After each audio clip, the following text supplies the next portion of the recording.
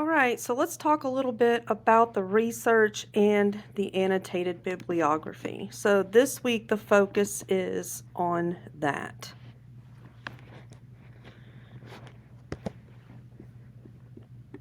If you go to course documents right here in Blackboard, you will find the prompt and the directions for essay number 3. So it's important to read these directions very carefully. So your prompt is, the topic is over daylight savings versus standard time. So your question or your prompt is, should daylight savings time be eradicated and only standard time used?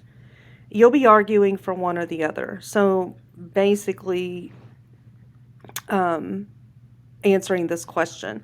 So you're going to find and use 2 to 3 sources, and then we're going to talk about today how these sources, which you want to do your research first, must first be shown on the annotated bibliography. So this is going to be good practice because for the research paper, you have to create an annotated bibliography and it will be worth 100 points and turned in to Blackboard. But for this one, it is a weekly assignment for this week.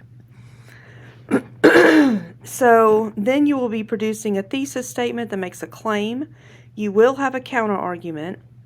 So for example, if you argue for daylight savings, your counter argument will be about standard time. And then if you argue for standard time to be adopted permanently, your counter argument will be about daylight savings time. You must use MLA formatting. Your essay must be 2 to 3 pages, not including the works cited page. And your essay, of course, must be turned in on time and in Blackboard. Okay, so let's go back to the slides. Because this week we're focusing on research.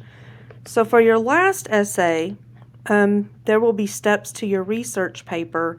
Like for one, you will have to choose a topic, and then you will come up with a list of questions. Well, you've already been given a topic, and you have a driving question with this essay. So the next thing that you will do for the research paper at the end of the semester is you will research to find answers to those questions. And then you will refine your topic. That means just narrow it down. Then compose a working thesis statement, and then more research in your annotated bibliography, and outline, a rough draft, and a final draft.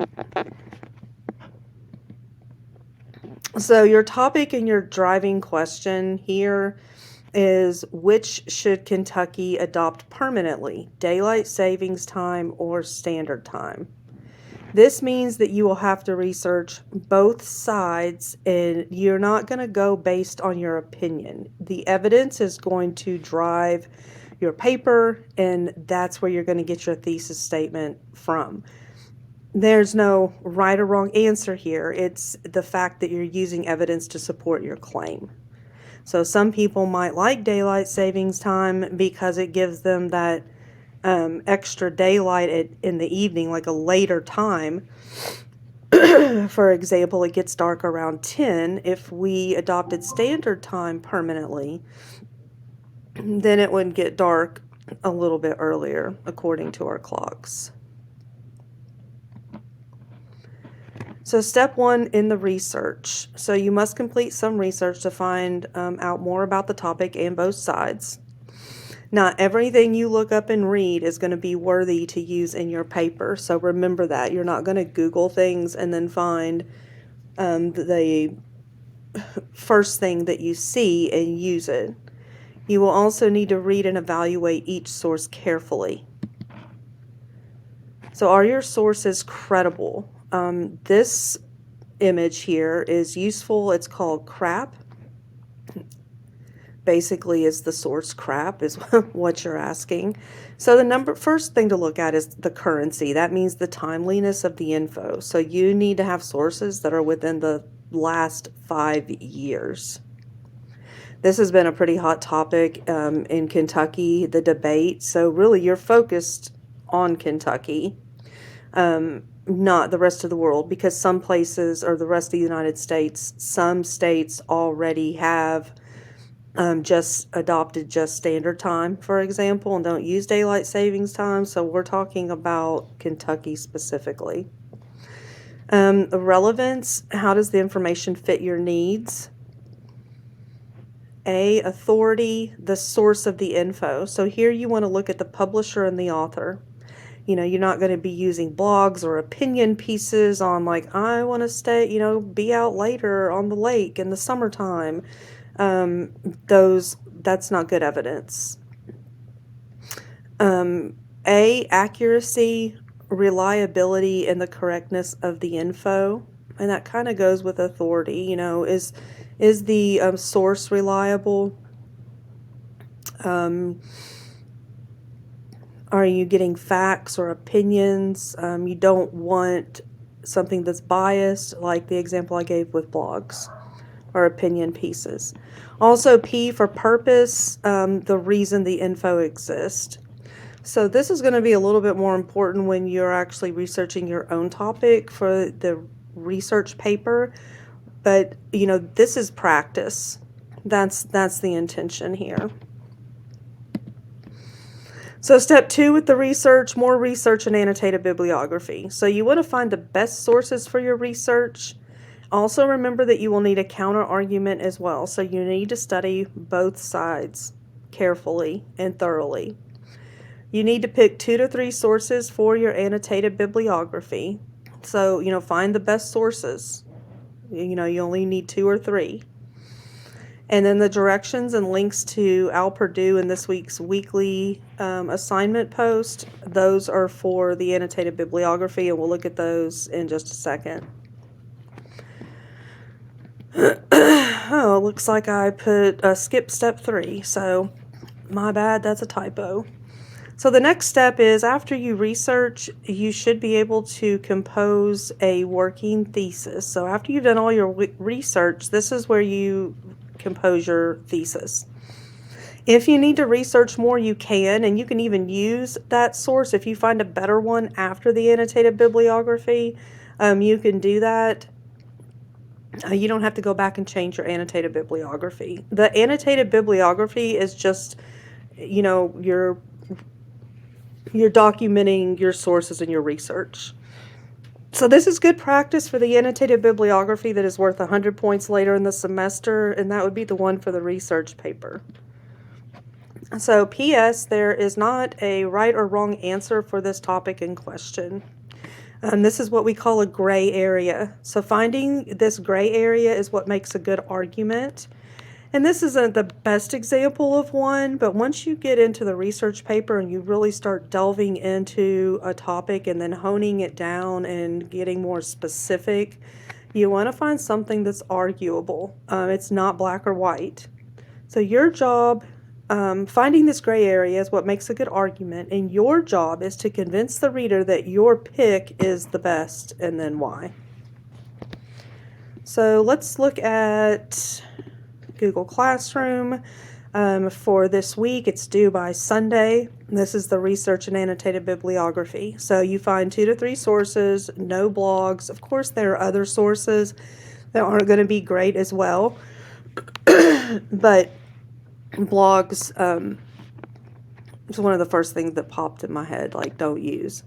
Your sources must come from trustworthy sites. You must use credible sources, always checking for the authority, accuracy, and currency of the information you find. Compose an annotated bibliography by following the formatting in the links below. Of course, it's MLA, and attach your annotated bibliography here. So I'm going to follow this first link, and it tells you what an annotated bibliography is, and then the parts of one. So you have a summary, it explains that here. Assess, so you're assessing the source, and then a reflection of how you can use this in your paper. Of course, it tells you why you should write an annotated bibliography. It tells you the formatting of the bibliography, and there are also links in this.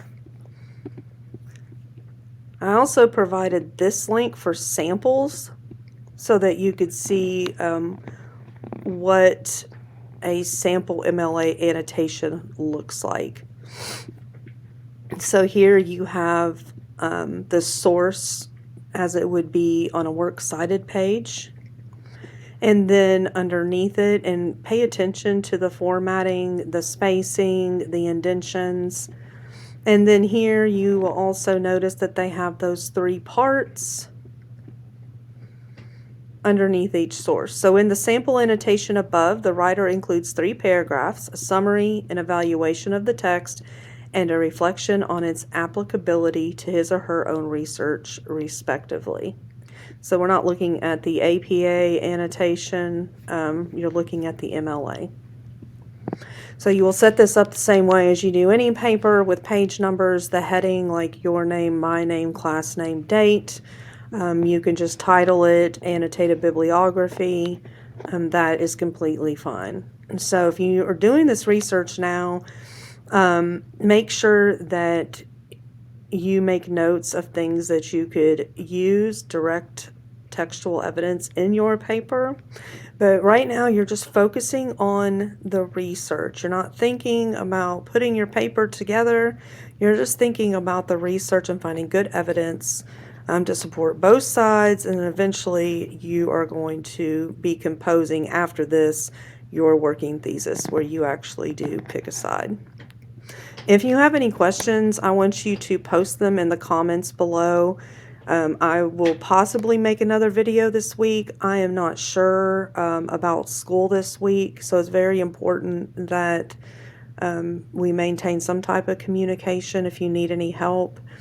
If you want to email me with a question, that's fine. If it's a question that you think might help other people, just put it in the comment right below this post. Now I'm posting it in Google Classroom and on Blackboard. So when I talk about commenting, I'm talking about the post in the stream in Google Classroom. I will be posting it there. Don't hesitate to ask questions. I hope everybody's staying safe and have a great day, and I hope to see you all soon.